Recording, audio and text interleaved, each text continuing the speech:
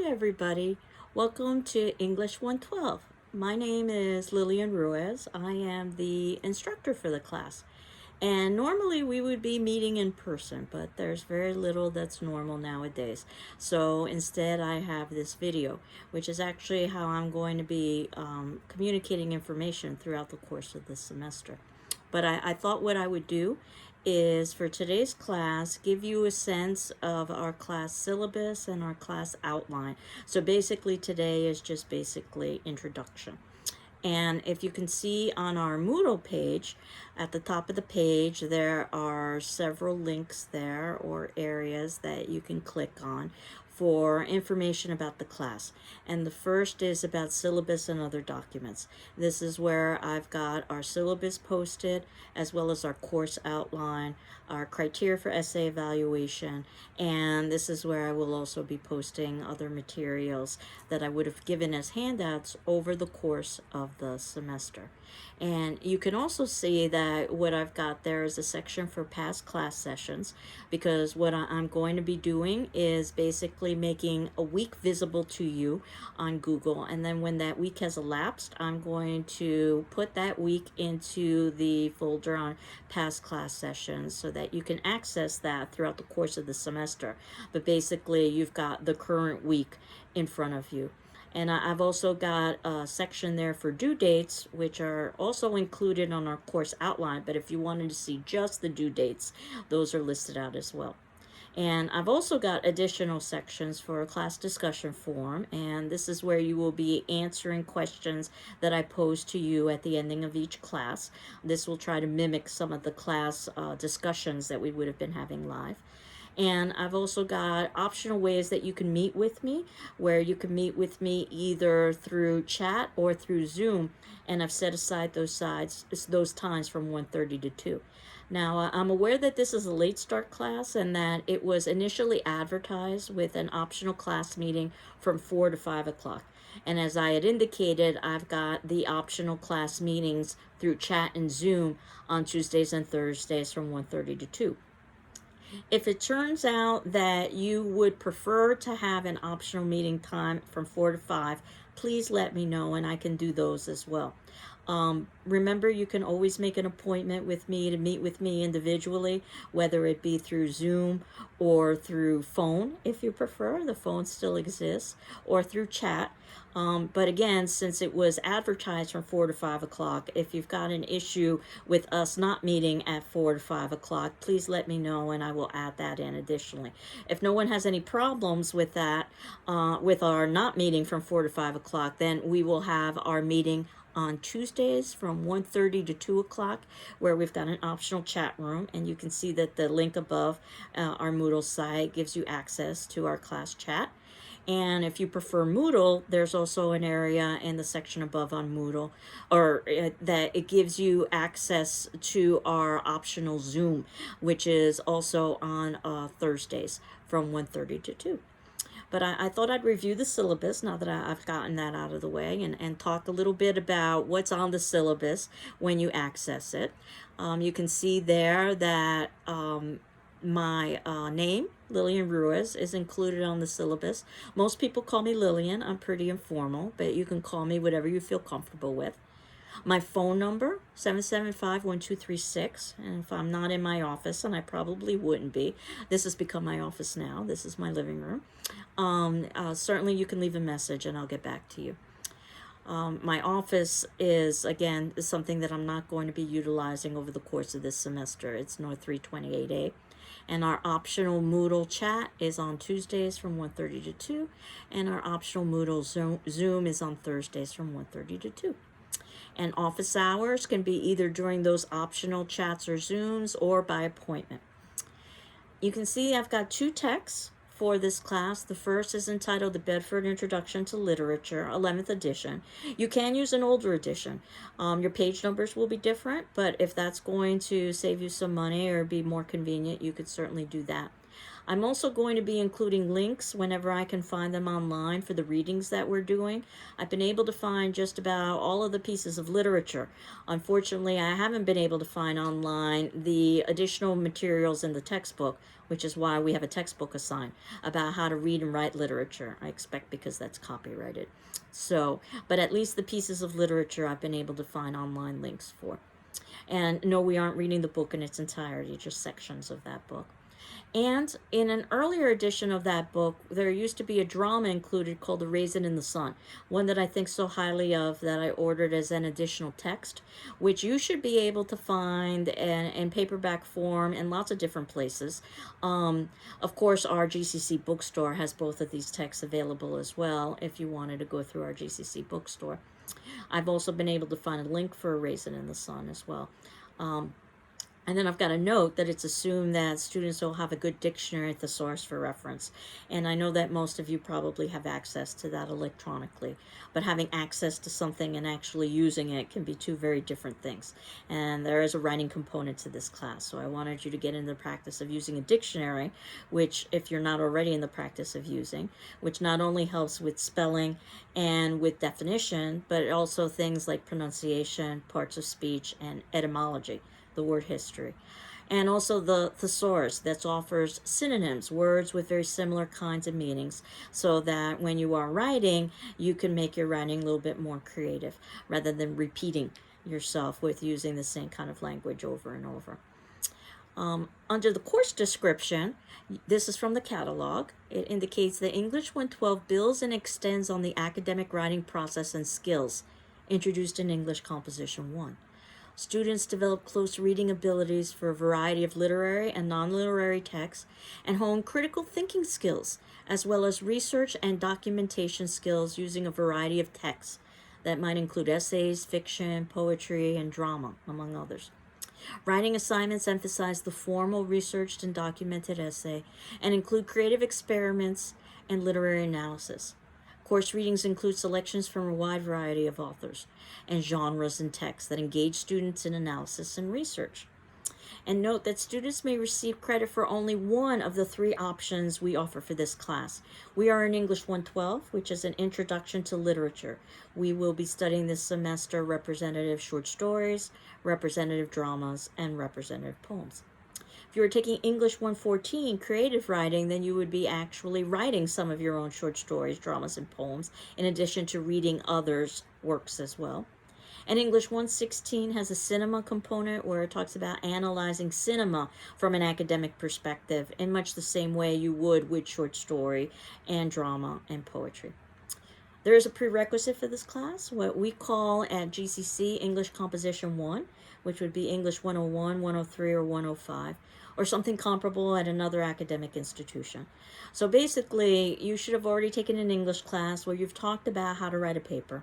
And this level of English talks about how to write a paper and how to read, but specifically focused on pieces of literature, which is how we're going to begin the semester, is try to define what literature is. Under learning outcomes, as a result of successfully completing this course, students will be able to, 1, develop an appreciation for and understanding of literature. Number 2, to see reading and writing as an ever-evolving process. In other words, our reading skills and our writing skills continue to develop over a lifetime and improve. And I'm sure that I'm a better reader and writer than I was 5 years ago. And I expect that I will be a better writer and reader 5 years from now. And I think the same will be true of you. The idea is how much can we improve in the amount of time that we have in a semester. To see reading and writing as an ever-evolving process, but also to use the rules of formal academic writing. So there are rules that we need to abide by, but we also want to promote our own sense of voice in our writing. You don't need to sound like the textbook or me. You want to sound like yourself, but making sure that you are following the rules and the expectations of academic writing, which are also the rules and expectations of business writing, which is how you can transfer those skills over. To improve oral and written communication skills, we all have skills in oral and written communication. It's just a question of strengthening them. And to effectively utilize word processing, email, search engines, and the internet, and the study of literature. I'm sure we've all had the experience where we've gone on Google and we've gotten thousands of hits, and there's got to be a better way to find information. There is a better way to find information. And in terms of word processing, one of the greatest strengths of word processing is the ease in which you can make multiple drafts. You can cut and paste, which back in the day is actually what we used to do, literally cut out pieces of text and paste them onto pieces of paper. That's where that term comes from. So we can do this so easily electronically so that we can write in drafts and stages. And that's something we'll talk about when we talk about the writing process. So procedures. So I will post a video of myself, much like this one, discussing class material by the time our class would normally meet. That would be Tuesdays and Thursdays at 10 a.m. So by that time, if not before, I will be posting a video that I'm going to be asking you to watch. And you have a 24-hour deadline to watch the video for that class and answer the corresponding attendance question that I'm going to be posting in our class discussion forum. Now, if you can't make the deadline, don't panic. Just ask me for an extension. I'll be happy to grant you more time. So, again, that shouldn't be a worry of yours. Your answer on that class discussion form is your attendance for that class. So your answer isn't being evaluated in any way outside of the fact that you've done it. Any additional interaction you have on that discussion forum with your classmates is considered to be class participation. It would be similar to participating in a live class if you make the decision to raise your hand, let's say. And I know some students learn best by participating, others learn best by listening. So you can decide how much or how little you want to participate. You should, however, read all of your classmates' responses in the discussion forum so that you can get a sense of what we would have discussed during a class, and also my responses to your peers' posts, because I will be responding to all of you. And then I'll hold those optional chat sessions I was indicating on Tuesdays from 1:30 to 2. The optional Zoom class sessions from Thursdays from 1:30 to 2. No penalty for not attending these. These are just another opportunity for participation or for touching base with me. And then any written assignments you have over the term, which I'll discuss shortly, things like journals and papers in the final exam, I'm going to ask you to send that to my email because that works best with my grading program. My email is ruiz, R-U-I-Z, @gcc.mass.edu. And please send those via PDF. Again, that's what works with my grading program. And then what I will do is write out comments, and then I will return them back to your email. So course requirements, some general things that you're expected to complete all the reading and writing assignments by the due dates. There are 2 out-of-class papers that will be assigned over the course of the semester. The first midway through, so we've had a good amount of time to talk about how to write a paper and so forth. And the other towards the ending of the semester. And I'll be talking a little bit more about papers in the next few minutes. Students will also submit periodic journal entries discussing their reactions, their thoughts about what it is that they're reading. And I have a section on this entitled Journal that I'll talk about in a few more minutes. And also there will be a final exam, which is not meant to invoke fear. The final exam is open book, open notes, basically essay questions on things that are discussed over the course of the semester. There is also an institutional services disability statement. So if you are a returning student to GCC, you've probably heard this, but that Greenfield Community College values inclusion and equal access to its programs and activities, and is committed to fostering an environment of respect and full participation. Our goal is to create learning environments that are equitable, that are inclusive, and that are welcoming. So if there are aspects of the instruction or design of this course that result in barriers to your inclusion or accurate assessment or achievement, please notify the instructor, me, as soon as possible. And if you're a student with a disability and believe you need some reasonable accommodations, please contact the Office of Disability Services as soon as possible to discuss your needs and options. And I've included in the syllabus their website and their phone number as well to contact. So let me begin by talking about these journal assignments that I was referencing, these informal writing assignments that I'm calling response journal. I have a blurb of this in the syllabus, so let me read this first and then I can talk a little bit more about it. That reading and writing is an ongoing process, and the journals are meant as an opportunity for students to discuss their reactions to the readings. Guidelines, very informal, as each student should use the journal as an opportunity to explore the literature in the way he or she feels would be most beneficial. Now, occasionally I might give you some suggestions in class if you're looking for some guidance. But on the whole, the journal should reflect the relevant thoughts and questions, because sometimes the questions are a lot more important than the answers when it comes to literature, that the individual student has about the readings. I believe it's best to record these thoughts immediately after completing the reading assignment when the ideas are still fresh. But some students like to wait until they've listened to some of the class discussion, either through video or through the discussion forum, to write their responses. Other students like to write responses as they're reading, so it just depends on what your preference is. The journals provide an excellent opportunity to brainstorm and free write paper topics.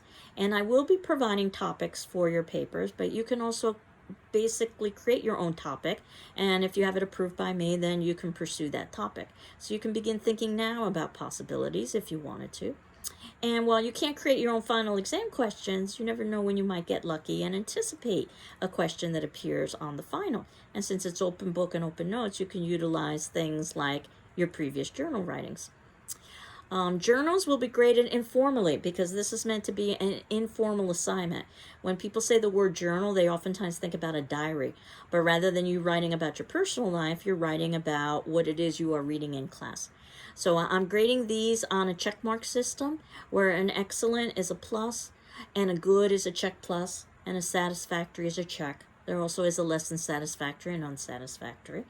And I'm not reading the journals for grammar or mechanics, just for content, as if we were having a conversation on paper. Late journals will lower your grade by 1 full grade, and no late journal will be accepted after 1 week has elapsed unless you made other arrangements with me beforehand. So again, if you need an extension, please let me know, and I'll be happy to grant you one. Attendance. And even though we aren't meeting in person, we do have these class videos and the attendance questions. So class activity and discussion through our class forum, of course, is extremely important, cannot be made up. So absences and tardiness will be negatively reflected in your participation grade. There is a participation grade that I'll talk about shortly. While each case is different, anything more than 2 absences could lower your grade. And excessive absences could even result in failure. So, and again, I'm monitoring this through your attendance questions. You do not need to notify me that you're going to be absent for a particular class, but do speak with me if you're going to miss several classes. And then consultations, as I had indicated before, you can meet with me during our optional chats and Zooms or by appointments. So there's a section here on papers, and most of it is about formatting. Let me read you this section and then talk a little bit more about papers. All papers are due on the days specified. All papers should be typed, double-spaced, and have 1-inch borders. I hope this sounds familiar from English 101, but we will also review it when we get to that point. Pages should be numbered, and there should be a cover page that has the paper title, your name, the course and section number, my name, and the due date. Late papers will lower your grade by 1 full grade. No late paper will be accepted after 1 week has elapsed, unless, again, you've made other arrangements with me beforehand. So please ask for an extension. Please be sure to keep a copy of any paper you submit for yourself, and paper assignments will be distributed during the term. And there is a note here. Students have the option to revise paper number 1 if they so choose. And I know that the first paper in particular oftentimes leads to a little bit of anxiety. As I indicated, that first paper won't be due until about midway through the semester, so we've got some time to talk about papers. But when you hand in that paper, I'm going to review it for grammar and mechanics as well as content, unlike the journals, and put a letter grade on it. If you're satisfied with your letter grade, you're done. But if it turns out that you wanted to improve your letter grade, you could do a revision by incorporating my comments and suggestions. If you're not sure how to proceed, you can always meet with me. And then handing in the original graded version along with your revision, you get the higher of the 2 grades. And I don't feel I'm really giving you any kind of unfair advantage, because this is the way really professional writers write, is that they go through edits. So you can think of that first paper as a kind of draft, and you are allowed to revise it and get the higher of the 2 grades. Now, the second paper is due at the ending of the semester, so the assumption is there wouldn't be time to revise it, and you wouldn't need to revise it because you would have learned everything with writing the first paper. You're just merely duplicating that with a different set of readings. That said, I have had students who have been able to hand in their second paper early enough and be able to convince me that they should be allowed to revise it because it would be a useful learning opportunity for them. So it's not necessarily guaranteed you can do that. Everyone is guaranteed a revision for the first paper. But there are possibilities for revising the second if you can think in advance. But nevertheless, we'll talk a little bit more about papers. The first paper you'll be writing will be on our first unit, which happens to be short story. The second paper you'll be writing happens to be on our second unit, which happens to be about drama.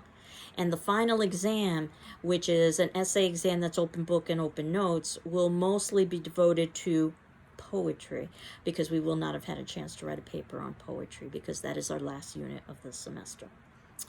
There's a section here on plagiarism that I'm going to skip and address next class, and then go straight to the grading, which is probably what you are most interested in.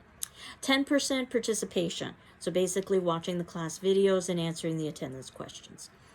15% journal, and you will have 3 journals over the course of the semester. One will be on the short stories we're reading, one will be on the dramas we're reading, one will be on the poems we're reading. So that will include 15% of your grade. Paper number 1, which you can rewrite, 25%. Paper number 2, which you may be able to rewrite depending on when you can hand it in, 25%. And that final examination is 25%. So you can see that slow and steady wins the race here. For an A, excellent, B, good, C, satisfactory. I don't like to discuss those other letters that follow after C, especially on the first day of class. So I'll just move forward to our course outline, which basically lists what it is we're going to be reading and when our assignments are due. And with a disclaimer on top, the dates and assignments may be subject to change, and the assigned readings should be completed before the dates indicated on this course outline, because basically that's the date in which I plan on talking about that particular element. So if you look at the course outline, and again, this is in your syllabus and other documents folder, today was purely introduction. I knew I would talk about the syllabus and the course outline, and that would be it. For next class, I have a set of readings. Now, if you can't have them read by Thursday, do not panic. But the idea is behind these readings is sort of helping to establish a foundation for the actual pieces of literature themselves. And these main points are the points that I'm going to be covering next class from these particular readings. Reading imaginative literature on pages 1 through 7. Critical strategies for reading, pages 1641 to 1662. Reading fiction, pages 13 through 22. Writing about fiction, 46 through 65. And skim, and by skim I mean skim, glossary of literary terms. You're not supposed to read the glossary, but know that there is a glossary of literary terms starting on page 716. Now, some of these readings can be a little bit dense and a little dry. Again, they're just giving you the foundation of what literature is, how literature can be read from an academic perspective, and how we can go about reading and writing about literature from an academic perspective. So again, this is the foundation. The literature itself doesn't really start until next week. So I'm hopeful that by that point, all of you would have settled into the course, gotten your textbook, and so forth. And I wanted to have us read 2 short stories and compare and contrast them. One is entitled The Secret Sorrow. The other is entitled The Sorrowful Woman. Again, you can see that's set aside for September 28th for Tuesday. That's what I'll be talking about. As well as a section on reading and the writing process. Again, some more foundation about reading and writing. And from these 2 short stories, you'll see that even though they have very similar titles, A Secret Sorrow and A Sorrowful Woman, they're very different in terms of their approach to writing.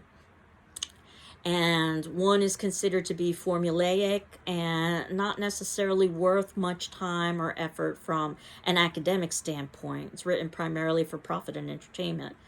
And then the other, while it might have been written for profit and entertainment, it was also written with a social message and has much more depth and complexity and much more creativity, much more unique. But rather than tell, I'd like to show by having you read those 2 short pieces and then compare and contrast them. I think it'll be fairly obvious which is which. And then on the 30th, we begin with a story by Kate Chopin entitled The Story of an Hour. Some of you might have already read this piece before, and in fact, this piece is included in the earlier set of readings for next class as kind of introduction. But I wanted us to read that with a fresh eye after we've talked about how to read literature and to read it carefully and in depth. And it's very short, only about a page or so, and it truly is the story of a life-changing hour. And then also a short story entitled A Rose for Emily by William Faulkner, which you may or may not have had experience reading in other classes, on page 77 to 84. By this point, once we start getting to A Secret Sorrow and A Sorrowful Woman and The Story of an Hour, I can provide the links for those as well as they become appropriate. I also have for A Rose for Emily a very interesting and short interview with the author about some of his thinking about that short story that I'm going to be asking you to have read on A Rose, pages 84 through 85. And then on the 5th of October, 3 short stories: Young Goodman Brown by Nathaniel Hawthorne, Soldier's Home by Ernest Hemingway, and a short story entitled Battle Royal, which exists in a novel called The Invisible Man, and this is by Ralph Ellison. And then we finish up our drama unit by talking about 2 short stories, one entitled Girl by Jamaica Kincaid, and one entitled Popular Mechanics by Raymond Carver.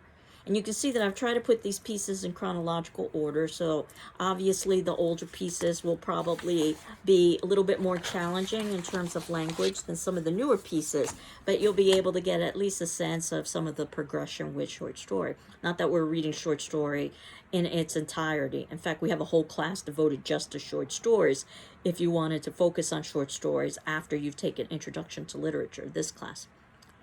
And then on the 12th of October is when we move to drama, which happens to be our second unit. So we're going to talk about the dramas, Oedipus the King, which might be a drama that you may be familiar with. It's from 430 BC, and Greece. So it's from a different culture and a different time. We'll talk about why this drama is so important, and we still read this drama. And dramas are longer than short stories, so we will spend several classes talking about the dramas and also watching a performance of the dramas, because dramas are ultimately meant to be performed. On the 12th, when we're beginning to talk about drama, October 12th, is when your first journal is due on short stories. I'm going to be asking you to choose 3 short stories from the short story unit. We're doing about, 10 or 12. And to write approximately a page or so on each of the short stories you select. So your journal will probably be 3 pages long. Certainly you can write on more stories, and certainly you can write more than a page, but I'm thinking that should be a ballpark enough for you to talk about your thoughts or reflections on the short stories. And if it turns out that you wanted to write more, keep in mind that eventually you'll be writing a paper on short story in which you could expand and develop on a particular element within short story. And certainly you can hand in the journals early. Once you've gotten to the point where you've responded to 3 short stories, you can hand it in. But I've put the journal due at the very ending of the short story unit if you wanted to read all of the short stories and then make a decision as to which 3 you wanted to select to discuss. And then as we are talking about Oedipus, you can see that our next drama will move to Shakespeare, a very famous dramatist. And the drama that I selected is A Midsummer Night's Dream, and happens to be a comedy. One of the reasons why I chose a comedy is because up until this point, many of the pieces of literature are rather dark, so I wanted to lighten things up. Around the 26th of October, so is when you would have your first paper due on short story. So by that point, you would have handed in a journal on short story, would have returned it back to you, and then you would have written a paper. I'm thinking approximately 4 to 5 pages or so, double-spaced 1-inch margins, discussing an element within one of the short stories. Again, I'll give you some sample topics, but you can come up with your own topic. And you can view this first paper as a kind of draft, and that you all have the option of revising it for a higher grade if you'd so like, because I'm evaluating it not just for content, but for grammar and mechanics as well. And this is around the time that we are doing Shakespeare, same sort of idea, in that we have several classes devoted to A Midsummer Night's Dream, because plays are longer than short stories, and I also wanted us to watch performance. And then you can see that our very last drama is A Raisin in the Sun. That was the additional text that I had found for class, that I had ordered for class. Again, multiple classes devoted to A Raisin in the Sun, so we could talk about the drama and also watch a performance. And I've got links for all 3 of these dramas that I'll be including in the class for Oedipus, Midsummer, and Raisin, if it turns out you're having difficulties with the textbook. Around the 30th of November, which is when we are finished with our third and final drama, is when your second journal will be due, where I'm asking you to respond to all three dramas, approximately a page or so for Oedipus, approximately a page or so for Midsummer, and approximately a page or so for Raisin, though certainly you can do much more. And then we move forward to poetry, trying to establish what poetry is, how do we read it, how do we write about it. And then we start reading some poems starting on the 7th of December. We'll begin with Shakespeare and talk a little bit about his poetry, specifically his sonnets. And then what I try to do is to give a selection of poems, again, put in chronological order, just like I did with the dramas and short stories, so that you could see a sense of some progression. And there are some poems that you may or may not be familiar with during Shakespeare's time. One is entitled Call to His Coy Mistress, which was also written in the 1600s, but towards the later 1600s, not the early 1600s in Britain. And then The Author to Her Book was also a poem written around the same time by Anne Bradstreet that we'll talk about. Then we'll move forward to the 1700s. We'll be in Britain at this point, but eventually we'll shift to America. The Sick Rose by William Blake. You might have heard of William Blake, a very famous romantic poet. And a poem by an author that I suspect you're probably familiar with, Emily Dickinson. We'll talk about how Emily Dickinson is so beloved in this particular area in particular. The poem we'll be reading is Because I Could Not Stop for Death. And again, I'll have links for these poems. And then a poem entitled American Poetry that you may not be familiar with, but it sort of signals the break from when we are going from British poets to American poets. And then we will read a poem, an American, though of course Dickinson is American as well. The Road Not Taken by Robert Frost, that you might have heard of or perhaps even read yourself. Next, of course, God, America, I, a poem by E.E. Cummings, very famous poet. And a poem entitled America by Allen Ginsberg, also another famous poet. This puts us into the 14th of December, and this is when our second paper will be due, towards the very ending of the semester. Early papers encouraged, very similar to the first paper, 4 to 5 pages, but you would be focusing on an element within one of the 3 dramas that we would have been reading, whether it be Oedipus or you're talking about Midsummer or you're talking about Raisin in the Sun. And then our very last class will be the last poems we'll be reading, The Lover Not Taken, Coca-Cola and Coco Frio, The Hill We Climb. And if that poem sounds familiar to you, it was because it was done during the presidential inauguration by Amanda Gorman. And then a very brief reading on taking essay examinations. And the 16th is also when your third journal will be due, where I'm going to ask you to choose 3 poems from the poetry section and respond to them. And then finally, I will return that back to you by the time of your final exam, which is Monday, December 20th at 3:30 p.m. I will be posting your final. The bulk of it, 80%, 80 points will be devoted to poetry because you will not have had a chance to write on poetry. So I will select several of the poems that we've discussed in the poetry section and ask you to respond to those poems. And then there's a brief section on the final exam, 10 points for drama, and another brief section, 10 points for short story, just to kind of round out the semester.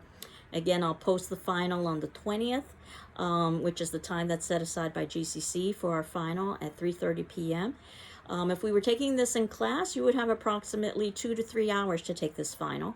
I will give you 24 hours in which to take this final, so it'll be due the next day on the 21st at 3:30. Not that you should be spending 24 hours on the final.